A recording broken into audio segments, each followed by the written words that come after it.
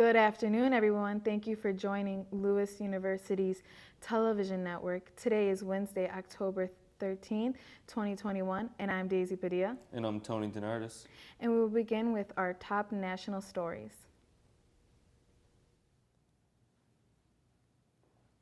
According to a new Axios-Ipsos poll published Tuesday, less people trust President Biden to provide accurate information about COVID-19. More than 1,000 people were surveyed earlier this month.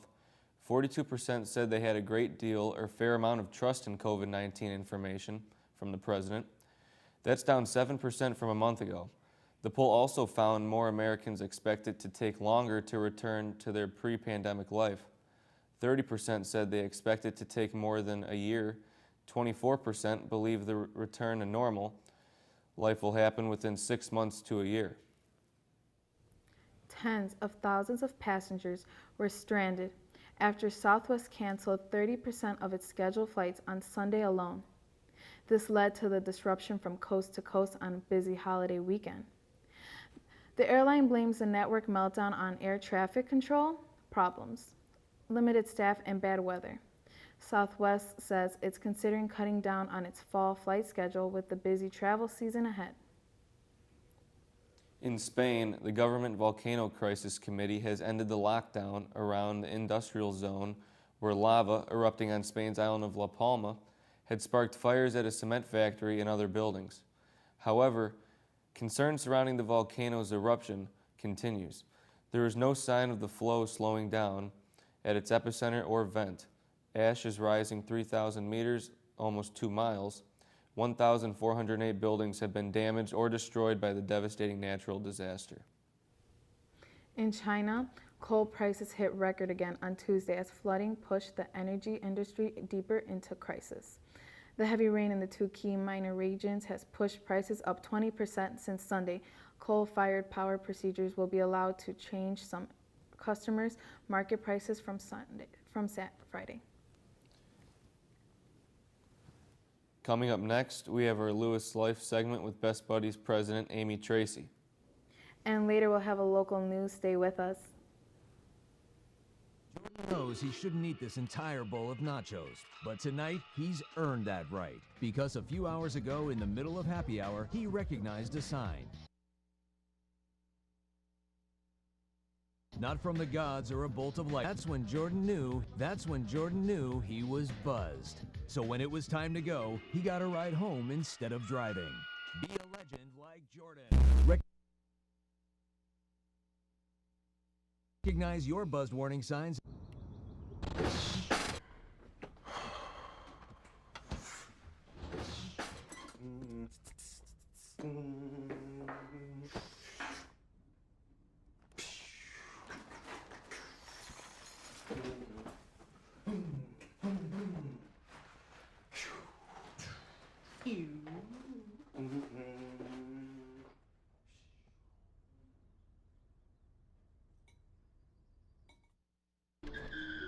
If I could go back and change it all, I would. I think I'm gonna miss you the most. I'm sorry. I'm so sorry. I'm so sorry. Maybe it's just the little moments. If I could go back and change it all, if I could go back, I would. But I can't.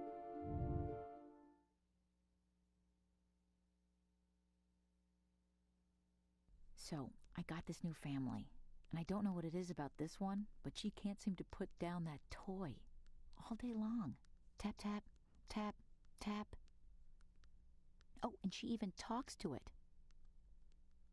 She talks to that more than she talks to him. What's up, bro? Nice shirt. Who's she talking to? Her mom? She talks to her mom a lot. Today on our Lewis Life segment, we have co-president of Catholic Educators and president of Best Buddies, Amy Tracy. Welcome. Thank you for having me. What do you do in your role for Catholic educators? Yeah, so for Catholic educators, me and my co-president Jacqueline Burry help facilitate events. So we do service projects, we do educator-related events. So for education-related events, we do some educator panels. So we ask the educators questions and we get some answers and hear about the real world of education. And then for service projects, we did Angel Tree in the past, we wrote cards for nursing homes, and now currently, and we did this last year as well, we are hosting a book drive for the Fairmont community. So, Sounds great. How can students get involved in the current book drive? yeah, of course. So we have a box in De La Salle on the 3rd floor. So this box you can fill it with books from K through 8th grade, children's books. Anyone's welcome. You don't have to be in our club to participate in the book drive. So if you have any books laying around, it's going to a great home. Why did you get involved with Best Buddies? So I got involved in Best Buddies because of my brother Joseph. He has autism and is nonverbal, so he kind of inspired me to go into my major and be involved in Best Buddies. And then also my one-on-one peer buddy friendship with Jason. He's awesome. He's part of our Best Buddy program, and it's just really important to me that we all come together and spread the message of inclusion and friendship, and that kind of pushed me to want to do more with Best Buddies, and yeah. And then what is new at Best Buddies this semester? So some new things is we're finally starting to be in person again, which I'm very excited for. And also we are planning on having some sessions to talk about what is inclusion and how to better spread the message of what Best Buddies is and creating those one-on-one friendships and kind of getting the whole campus involved, because it's not just an education club, it's involved for everyone on campus. So yes. All right. Thank you for joining us, Amy. Lewis Life reporter Jada Hoffman checked in with some students to see what they did over fall break.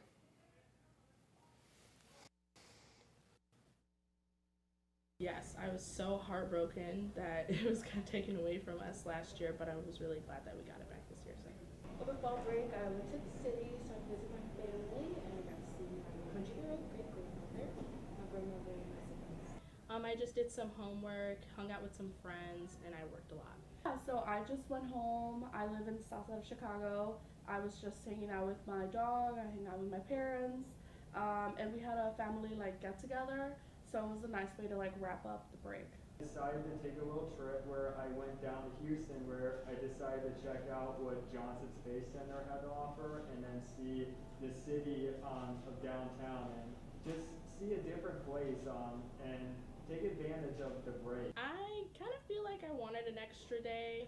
I tried to cram in a whole lot, but I think I got a lot accomplished. It honestly was such a good relief. I feel like it just disconnected me from being here in the same environment, and I was able to get a lot more done because I felt like I was in such a positive environment, better vibes. It just helped me have more energy for when I came back.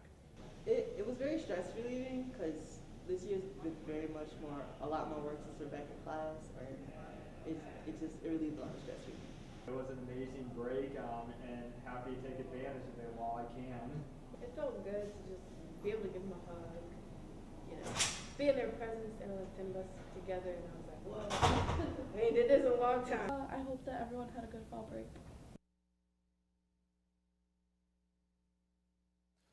Thanks, Jada. When we return, we have your local and entertainment news. Stay with us.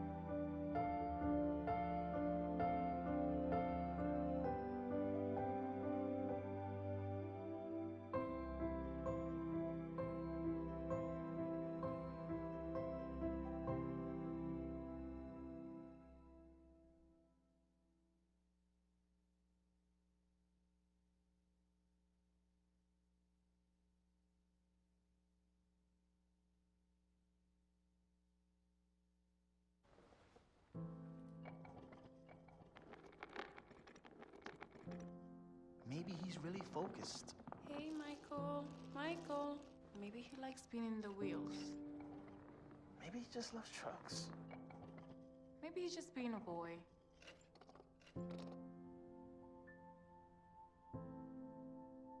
Preoccupation with objects is one early sign of autism. Learn the others today. The sooner it's diagnosed, the better. So, I got this new family, and I don't know what it is about this one, but she can't seem to put down that toy all day long. Tap, tap, tap, tap. Oh, and she even talks to it. She talks to that more than she talks to him. What's up, bro? Nice shirt. Who's she talking to? Her mom? She talks to her mom a lot. Chicago Park District CEO Michael Kelly's resignation over the weekend marks the first step toward accountability for the sex abuse scandal concerning lifeguards at city beaches and pools. The probe into the alleged sexual abuse was originally reported back in April, but had been going on in secret for a year. Some say the investigation was cut short to hide the extent of the wrongdoing. Emerging information alleges abuse that goes back decades. Sefu Tora of Ethiopia and Ruth Chepinich of Kenya won Sunday in the returning of the Chicago Marathon. Tora finished the race in 2 hours, 6 minutes, and 12 seconds. Chepinich took the women's race, finishing in 2 hours, 22 minutes, and 31 seconds. Around 35,000 runners competed in the Sunday's 26-mile event. Last year's race was canceled due to health concerns for runners, spectators, and volunteers. Participants had to provide either proof of COVID-19 vaccination or negative test results. First Lady Jill Biden arrived in Chicago on Tuesday for a 2-day trip. Dr. Biden is in town for a National Hispanic Heritage Month and joined Governor J.B. Pritzker, Mayor Lori Lightfoot, and other politicians for a tour of the National Museum of Mexican Art in Pilsen. This trip is part of a series of sessions the First Lady is taking part in with Hispanic communities around the country. The old Joliet Haunted Prison is back open for Halloween season. The prison closed in 2002 and is believed to be haunted ever since opening in 1858. The prison is known for being featured in Blues Brothers and house famous inmates such as John Wayne Gacy and Todd Chavez. The haunted prison hopes to be the go-to Halloween attraction this year. Illinois Department of Corrections is rolling out a first-of-its-kind music production program at Stateville Correctional Center, located in Crest Hill, Illinois. Award-winning Chicago artist Common founded the nonprofit Imagine Justice, which is the funding program other donors are helping cover the cost of the equipment that include computers, mixing boards, and instruments, as well as artists that run the program. The program is designed to teach students songwriting, audio engineering, and music production. Inmate who complete the course will earn time off their sentence. When we return, we have your day's top entertainment and sports news. Stay with us. Jordan knows he shouldn't eat this entire bowl of nachos, but tonight he's earned that right. Because a few hours ago, in the middle of happy hour, he recognized a sign. Not from the gods or a bolt of lightning, but from a double heart, a kissy face, and a fourth ha in ha ha ha. That's when Jordan knew he was buzzed. So when it was time to go, he got a ride home instead of driving. Be a legend like Jordan. Recognize your buzzed warning signs and get a ride home. Buzz driving is drunk driving.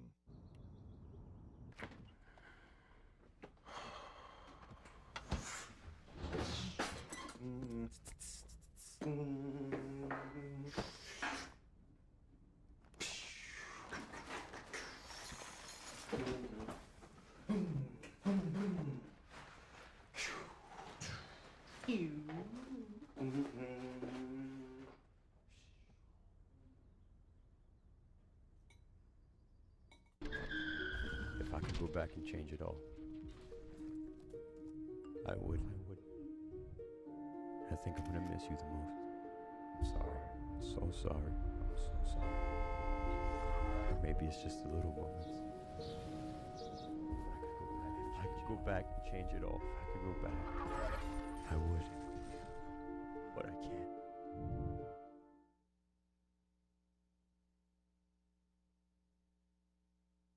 So, I got this new family, and I don't know what it is about this one, but she can't seem to put down that toy all day long. Tap, tap, tap, tap. Oh, and she even talks to it.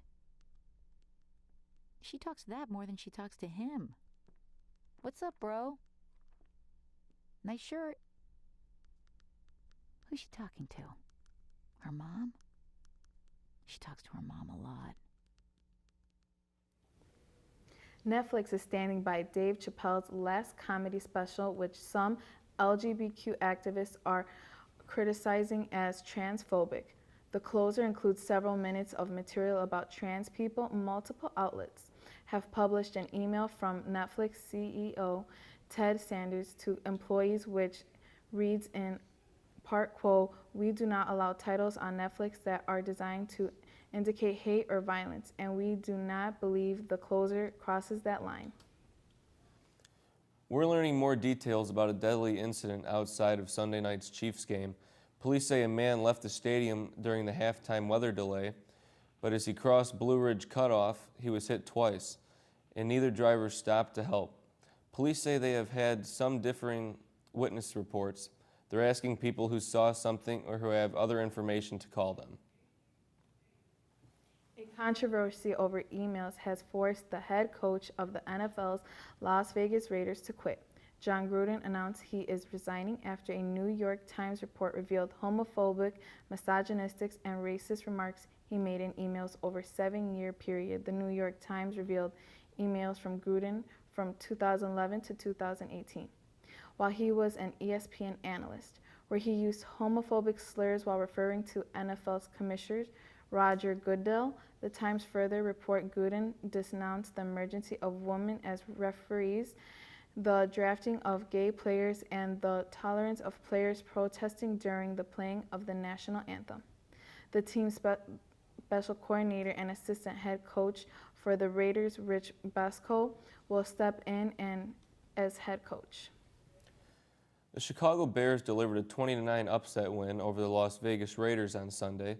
The Bears' defense contained one of the league's highest-scoring offenses, sacking Derek Carr 3 times and adding a takeaway. The offense committed to the ground game with Damian Williams and Khalil Herbert filling in for injured David Montgomery. Kicker Cairo Santos also delivered 2 clutch field goals in the fourth quarter to seal the win for the Bears. The Bears will host their division rival Packers next Sunday at noon at Soldier Field. The Lewis University men's soccer team won its second straight game on Sunday, defeating Quincy 2-0 in the Great Lakes Valley Conference contest at Lewis Stadium. The Flyers were able to take an early lead, scoring in the 11th minute of the game. The Flyers were eventually able to extend their lead to 2 goals and take the lead to the end of the game.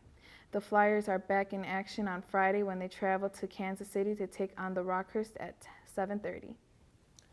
That's it for today's news. Thank you for watching. As a reminder, you can always keep up with Lewis News on Facebook, Twitter, Instagram, and by visiting our YouTube channel. I'm Tony DeNardis. And I'm Daisy Padilla. Have a great night.